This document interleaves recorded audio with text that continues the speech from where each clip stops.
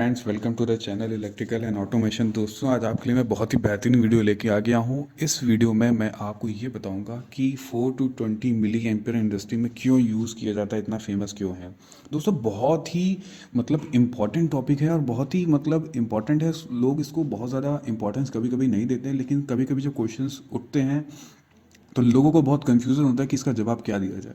और इसमें बहुत सारे लूप होल्स भी हैं लोगों के दिमाग में कि ये क्या होता है, कुछ अपनी बनाई हुई बातें। तो आज मैं सारी चीज़ें क्लियर करूंगा, जो भी क्वेश्चंस हो सकते हैं मैक्सिमम से मैक्सिमम मैं आपको क्लियर करूंगा और हेल्प करूंगा कि 4 टू 20 मिली एम्पियर ही क्यों इंडस्ट्री में यूज़ किया जाता है। तो दोस्तों, आप अगर हमारे चैनल पे पहली बार आए हैं तो प्लीज़ हमारी रिक्वेस्ट है हर बार की तरीके इसे सब्सक्राइब करना ना भूलें। हमारे चैनल पे बहुत सारे बेहतरीन वीडियो आपको इलेक्ट्रिकल और इंस्ट्रूमेंटेशन से रिलेटेड मिल जाएंगे, एनिमेशन में मिल जाएंगे, प्रैक्टिकल वीडियो मिल जाएंगे। और इसके अलावा अगर आपको कोई वीडियो चाहिए किसी पर्टिकुलर टॉपिक में जो अभी तक हमने नहीं बनाया है तो प्लीज़ आप कमेंट करके बता सकते हैं। तो चलिए दोस्तों, स्टार्ट करते हैं। जैसे कि मैंने एक एनिमेशन बनाया हुआ है दोस्तों, आप देख पा रहे होंगे। इस एनिमेशन में मैंने क्या किया, एक छोटा सा पीएलसी बना दिया है और एक कंट्रोल वॉल बना दिया है जो लाइन पे है, और एक ट्रांसमीटर बना दिया है जो उस जिस लाइन पे कंट्रोल वॉल लगा हुआ है उस पे जो भी फ्लो है या प्रेशर है उसका सिग्नल जो है हमारे पीएलसी पे जा रहा है। तो दोस्तों, जैसा कि आप देख पा रहे होंगे कि यहाँ पे 4 to 20 milliampere current loop लिखा हुआ है। तो लूप क्या होता है दोस्तों, यानी जो पीएलसी से चल के कंट्रोल वॉल पे जाके कंट्रोल वॉल से तो कहीं नहीं जाता, फिर ट्रांसमीटर से निकल के हमारा वापस पीएलसी पे जाता है। This is called the whole control loop. ये पूरा कंट्रोल लूप है। उस कंट्रोल लूप में जो ट्रांसमीटर से पीएलसी तक जा रहा है वो है दोस्तों करंट लूप। अब आपको पता होगा दोस्तों, हमारी इंडस्ट्री में 4 to 20 milliampere current loop बहुत ही फेमस है। फेमस का मतलब यही सब कुछ है। 4 टू 20 का मतलब हुआ कि 4 मिली एम्पियर जब आपका दिखाता है, जब हमारा वैल्यू कितना होता है, कोई भी प्रोसेस की वैल्यू 0% होती है। और 20 मिली एम्पियर कब दिखाता है, जो भी आपने प्रोसेस की स्पैन होगा उस पर 20 मिली एम्पियर दिखाया जाएगा। स्पैन अगर मैं आपको समझाना चाहूँ, फॉर एग्जाम्पल आपने यहाँ पे फ्लो ट्रांसमीटर लगा रखा है जिसकी रेंज है 0 से 250 मीटर क्यूब पर आवर। तो जब जीरो फ्लो होगा दोस्तों, तब इस पर 4 मिली एम्पियर हमारा अगर हम मेज़र करेंगे करंट को तो वो दिखाएगा। और अगर 250 एम क्यूब पर आवर हो जाएगा तो हमारा 20 मिली एम्पियर आ जाएगा। यानी जो मिनिमम वैल्यू होती है उस पर 4 मिली एम्पियर आता है, और जो मैक्सिमम वैल्यू होती है उस पर 20 मिली एम्पियर आता है। तो सबसे बड़ा तो फ़ायदा दोस्तों ये होता है कि जब कभी भी सिग्नल आपका ज़ीरो होगा, अगर आपका सिग्नल ब्रेक हो गया है, कहीं से तार टूट गया है, कुछ भी फिजिकल डैमेज हो गया है, कार्ड काम नहीं कर रहा है, सिग्नल नहीं पहुंच पा रहा है, तो सबसे अच्छा तरीका होता है वहाँ पर 0 मिली एम्पियर आने लगेगा। अगर आपका लूप हेल्दी है, कोई भी डिस्कनेक्शन नहीं है, कोई फिजिकल प्रॉब्लम नहीं है, तो वो 4 मिली एम्पियर ही दिखाएगा।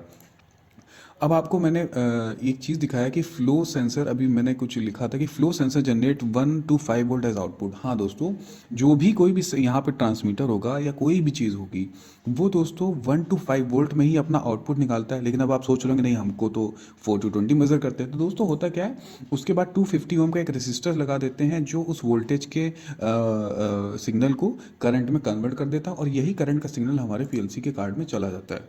लेकिन आपको एक बात जानकर हैरानी होगी जो कि स्क्रीन पे आ रही है, वो ये है कि पीएलसी जो है वो करंट सिग्नल को रीड ही नहीं कर सकता। आज तक कई लोगों के दिमाग में यही रहता है कि करंट 4 to 20 मिली एम्पियर मेरा कार्ड में जा रहा है तो वो रीड करता होगा, बट नहीं। कार्ड में भी अंदर क्या होता है दोस्तों, इसे कन्वर्ट किया जाता है अगेन वोल्टेज सिग्नल में। तो हमारा कार्ड बेसिकली वोल्टेज ही रीड करता है, that is 1 to 5 volt voltage read करता है, और उसके बाद जो भी फंक्शनिंग होती है पीएलसी प्रोग्राम में उसके अकॉर्डिंग वो काम करता है। फिर अगेन सपोज करिए उसको कोई आउटपुट निकालना है जो कंट्रोल वॉल को जाना चाहिए, तो कंट्रोल वॉल में भी वही, कंट्रोल वॉल को आउटपुट निकालने के लिए भी सेम काम होता है। वो अपना एक पोटेंशियल जनरेट करता है 1 to 5 वोल्ट के बीच में। उसके बाद कार्ड क्या करता है, 250 ओम का रजिस्टर्स उसमें इनबिल्ड होने की वजह से जो भी उसमें फंक्शनिंग करी गई है वो कन्वर्ट करके उसे मिली एम्पियर सिग्नल में कन्वर्ट करता है, और वो हमारा मिली एम्पियर में कंट्रोल वॉल के पास जाता है और उसे सिग्नल देता है अप एंड डाउन जो भी उसको मोशन करना है। अब फायदे क्या हैं दोस्तों, एक तो आपको ये समझ में आ गया होगा कि कार्ड में क्यों रीड करता है, कैसे रीड करता है, ये जो थोड़ी सी एक इंटरनल बात है जो लोग नहीं जानते हैं। इसके बाद क्या होता है, 4 to 20 मिली एम्पियर के एडवांटेजेस क्या है। एक तो ये सिग्नल जो है दोस्तों वोल्टेज बेसिस पे नहीं है, करंट बेसिस पे है। करंट को हम काफ़ी दूर तक लॉन्गर डिस्टेंस तक विदाउट ड्रॉपिंग ट्रैवल करा सकते हैं, जैसे कि आप जानते हैं कि इलेक्ट्रिसिटी को अगर हमको दूर बहुत डिस्टेंस पे भेजना है तो हमें वहाँ पे वोल्टेज का सहारा लेना पड़ता है, क्योंकि वोल्टेज ड्रॉप होते रहते हैं। इसीलिए 132 230 या 60 3 kV केवी की लाइंस या 11 केवी की लाइंस, ये सारी लाइंस हमें यूज़ करनी पड़ती है। जितनी जितनी ज़्यादा लंबी डिस्टेंस होती है उतनी ज़्यादा वोल्टेज की लाइन हमें यूज़ करनी पड़ती है। लेकिन यहाँ पे वोल्टेज का सीन ही नहीं है, यहाँ पे सिर्फ करंट का सीन है।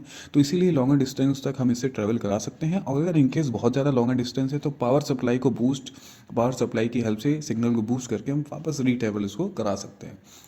दूसरा क्या है, नॉइज़ से इम्यून है, यानी आसपास के जो इन्वायरमेंट में जो भी चीज़ें चल रही हैं, कोई भी सिग्नल्स जा रहे हैं, कोई भी और भी इलेक्ट्रिकल सिग्नल जा रहे हैं, उससे वो ये थोड़ा इम्यून होता है। कंडीशन ये होती है कि बिल्कुल ओवरलैप ना करे। अगर इलेक्ट्रिकल केबल के ओवरलैप ही कर जाएगी हमारी ये सिग्नल केबल, तो जाहिर सी बात है हमारे सिग्नल में इंटरफेरेंस क्रिएट हो जाएगा। लेकिन अदरवाइज हमारी ये इम्यून है नॉइज़ के लिए, यानी कोई भी चीज़ इसे अफेक्ट नहीं कर सकती है। अच्छा, दूसरा एडवांटेज क्या है जो मैंने आपको पहले बता रहा था कि 4 मिली एम्पेयर आप तब भी डिटेक्ट कर सकते हैं जब सिग्नल ज़ीरो है। अगर कोई भी डैमेज है, कोई भी सिग्नल फिजिकल केबल में दिक्कत है, तो वो ज़ीरो ही दिखाएगा, जिससे आपको पता चल जाएगा कि मेरा लूप हेल्दी ही नहीं है, कहीं ना कहीं कुछ प्रॉब्लम है। शॉक इम्यून होता है दोस्तों, किसी भी तरीके का करंट नहीं लगता है, आप इसे कुछ भी मतलब नेकेड हैंड से बिल्कुल प्रॉपरली छू सकते हैं, कोई भी झटके नहीं लगते हैं, क्योंकि इट इज़ अ डीसी और बहुत ही मिली एम्पेयर की रेंज की करंट होती है, तो it will not give any kind of shock. दूसरा क्या होता है दोस्तों, ये एनालॉग सिग्नल होता है, और एनालॉग सिग्नल होने की वजह से और इतनी कम वैल्यू की होने की वजह से हम इस पर क्या कहते हैं, हार्ट के सिग्नल को ईजिली इसके ऊपर ओवरलैप करके हम किसी भी ट्रांसमीटर की इंफॉर्मेशन को ऑनलाइन ही चेंज कर सकते हैं, बदल सकते हैं। ये क्वालिटी होती है 4 to 20 मिली एम्पियर की, कि इस पर हमारा हार्ट का सिग्नल इंटरपोज हो जाता है। अगर इसमें ये क्वालिटी ना होती तो हम हार्ट को कभी भी ऑनलाइन यूज़ ना कर पाते। तो ये सारी फ़ायदे हैं। जैसे कि यहाँ दिखा है कि हार्ट का सिग्नल बिना किसी सिग्नल क्वालिटी को डिस्ट्रॉय किए हुए उसके ऊपर सुपर इम्पोज होके हमारे चीज़ों को सही कर सकता है। तो ये उम्मीद थी दोस्तों आपको समझ में आया होगा ये हमारा प्रेजेंटेशन।